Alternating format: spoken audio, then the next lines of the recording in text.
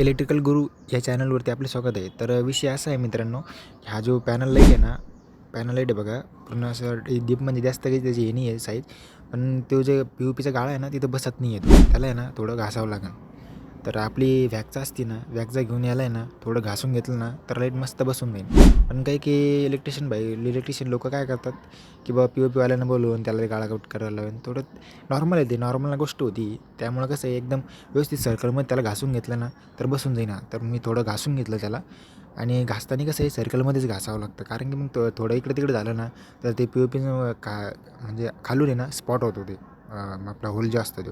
मग नंतर मी घासून वगैरे घेतलं आणि ट्राय करून बघितलं की लाईट बसतो का नाही. तर ट्राय करत होतो मी, तर बघा लाईट मस्त बसून घेतलं बघा.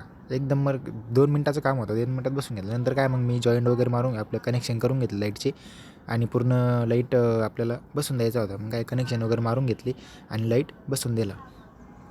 तर असेच प्रॉब्लेम असतात तुम्हाला पण. असेच प्रॉब्लेम बघण्यासाठी सॉल्व्ह करण्यासाठी आपल्या यूट्यूब चॅनलला सबस्क्राईब करा.